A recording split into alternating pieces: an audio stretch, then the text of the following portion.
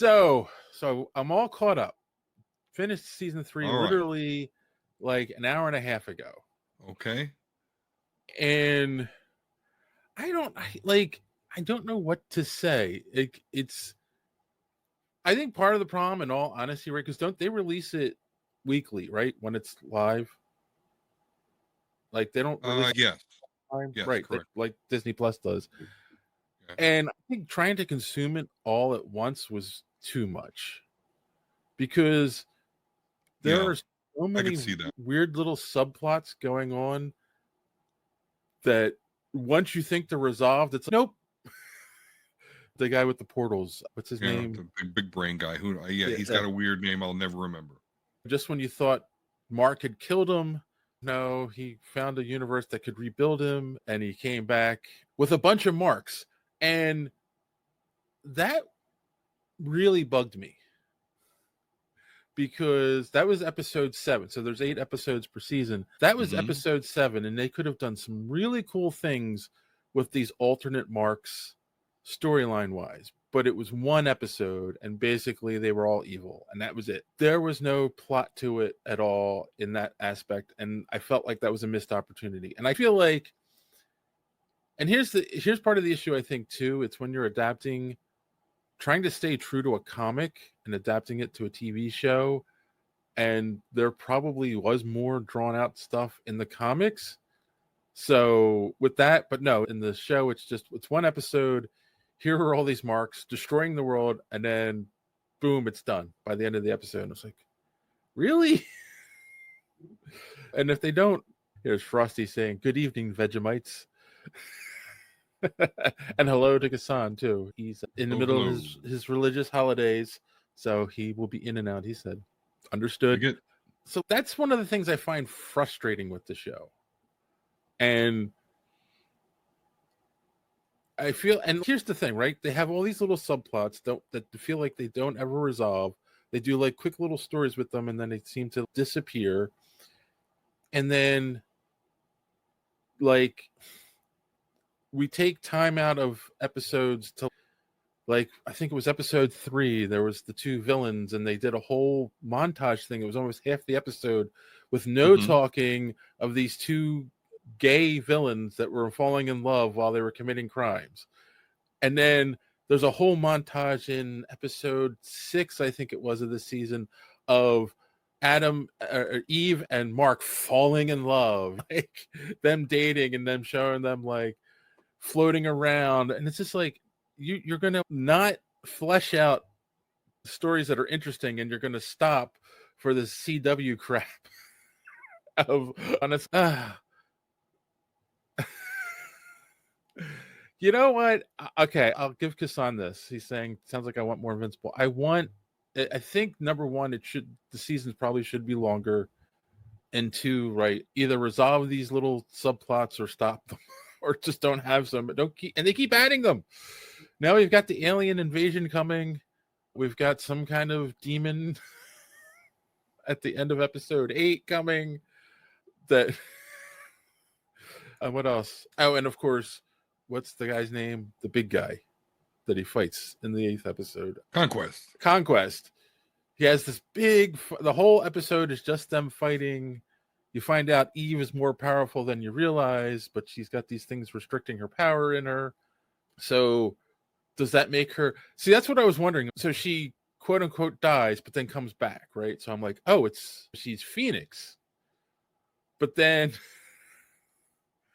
you realize, no, she can change the world at an atomic level. So she's Scarlet Witch.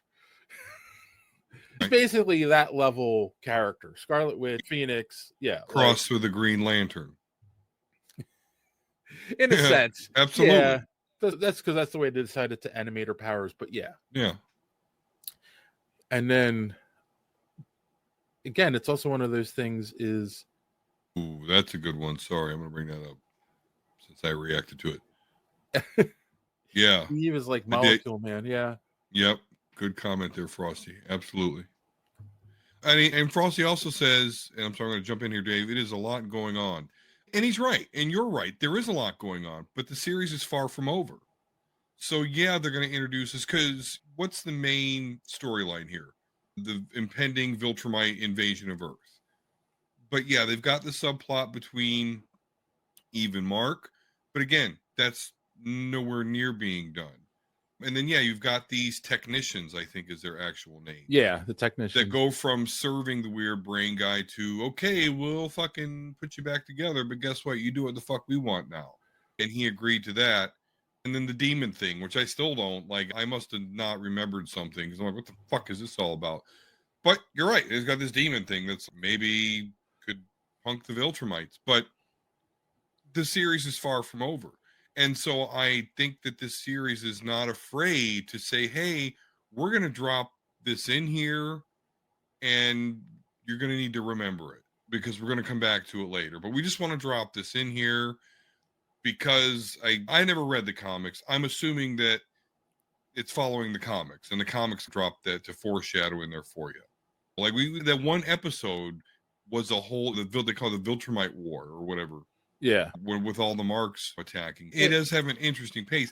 I'm enjoying all of that because honestly, it's the whole Viltrumite thing. But like in this season, the main thing that revealed to me was that because like you were saying, like, why don't the Viltrumites, if they want Earth, why don't you just fucking take it? Because there's only like 50 of the motherfuckers out there.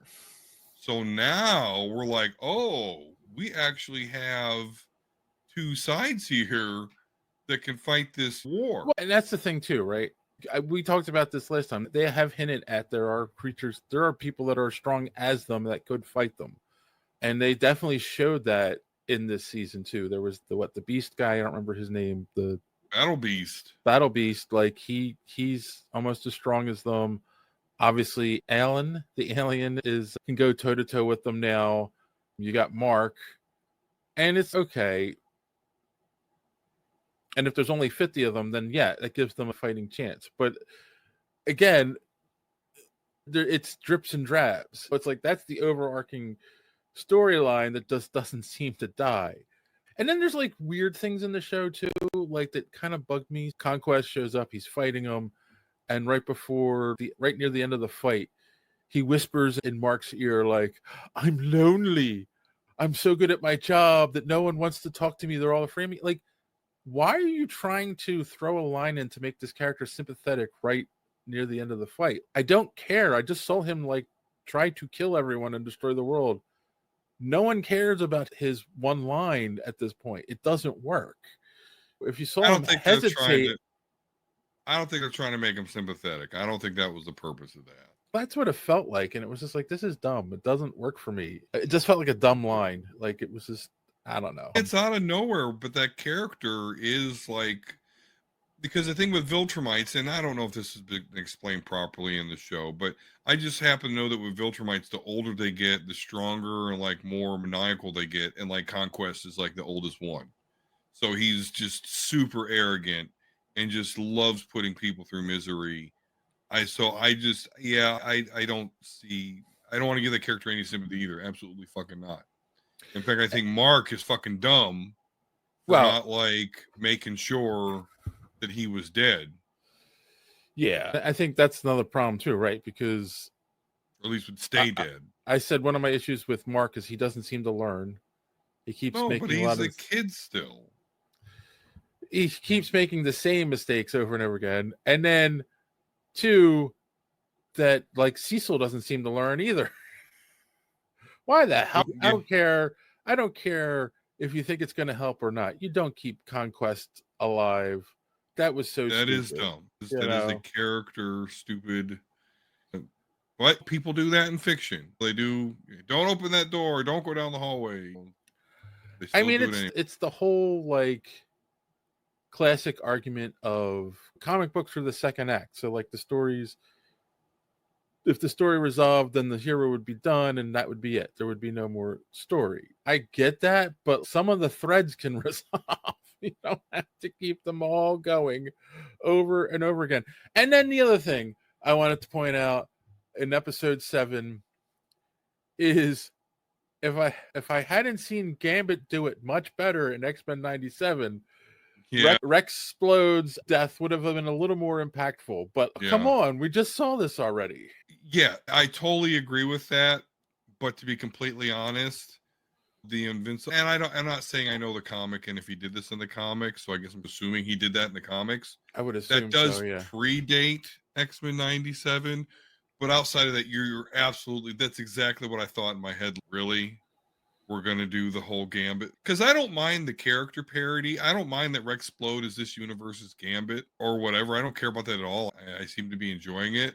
But yeah, that's a little too on the nose. You did enjoy it. Now he's dead, so it doesn't. Yeah, he was a character I didn't like. But I guess you can say whatever. When it came down to it, he said, fuck it, ride or die. Give him that. Yeah, again, not the worst show on TV. But Okay. I don't know if I'm surprised. So let me ask you some questions, Dave. Okay. I'd like to interview you here okay. as someone that came, and these are simple. So are you interested in where the story is going?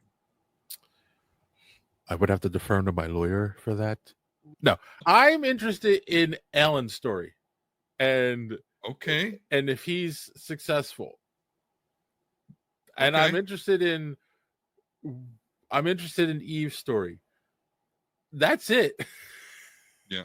Did you see the one shot of Eve? She has like her own. No, I didn't watch that yet. I have said that. I do need to watch that.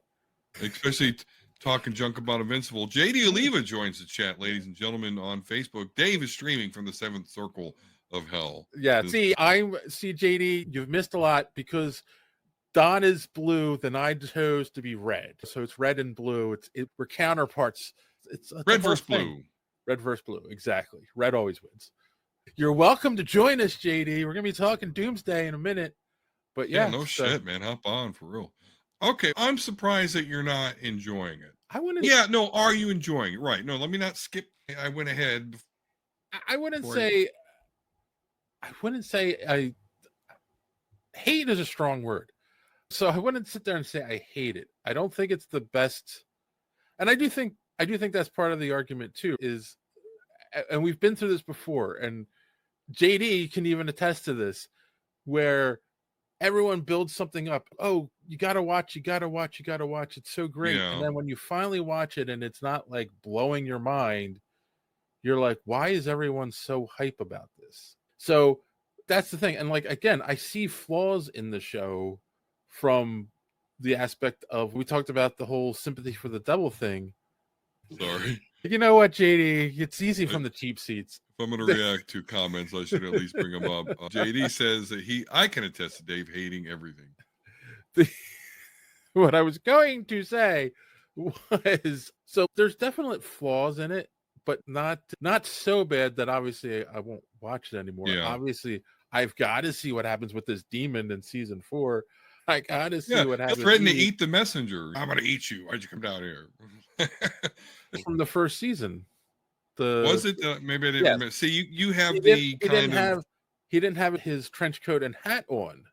Ah, that's right. Hellboy. Okay. Yes. I remember thinking, oh, they're doing Hellboy too. But again, I like that aspect of it.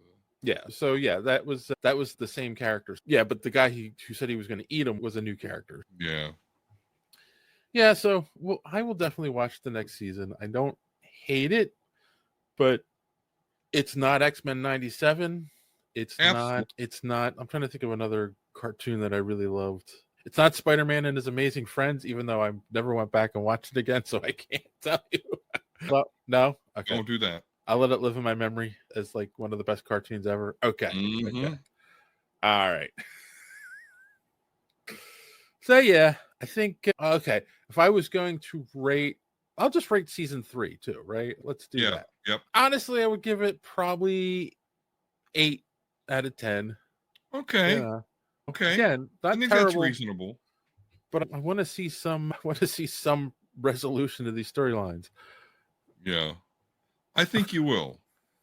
Oh, JD jumping over to YouTube and saying, remember the episode of Seinfeld with the red light in Kramer's apartment? Absolutely. Yes, exactly. That's the whole point. I'm on no sleep, Jerry. He wants sleep. Right. He wants you to light your face. I did send JD the email. I always send it to him and John in case they want to jump on. That's enough of. Wait, what do you give? What do you give season 3? Oh, 9 out of 10 all day. I'm a power porn guy. That's the other thing. That was the okay. Hold on. That was the other thing too, because it was like, hold up. They did the whole him holding onto Invincible and running him through people as they explode, which they did. 80 saying he didn't check the email when he was on the show, bastard. Which is what they did in season 1 with his father, right? Yes, that's how they sell that you're a bad guy in this show. But it's overkill. It really is.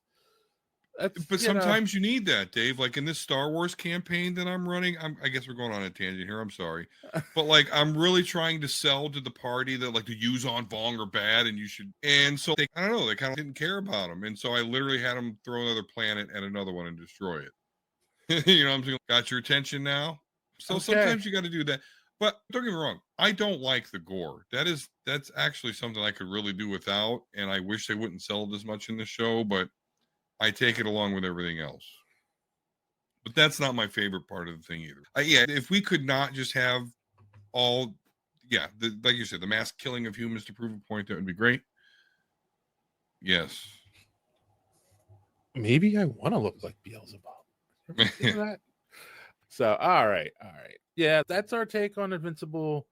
Everyone can stop asking us to watch it now until it comes out next season. Yes, but more importantly, is next season we're going to be up on it, and then yes, I also will watch the special. Maybe we'll talk about that next time we're all together. So thanks for watching this clip from the Superhero Speak podcast, and don't forget to watch us live every Sunday night right here on this channel. While you're here, hit the subscribe button and click the bell for notifications so you won't miss out on any of our great upcoming content. Speaking of content, don't forget to check out our website, superheroespeak.com, where you can find the podcast, links to our social media, merch, comic reviews, and so much more. That's superheroespeak.com. Thanks for watching, and don't let your cape be caught in the door. See you next time.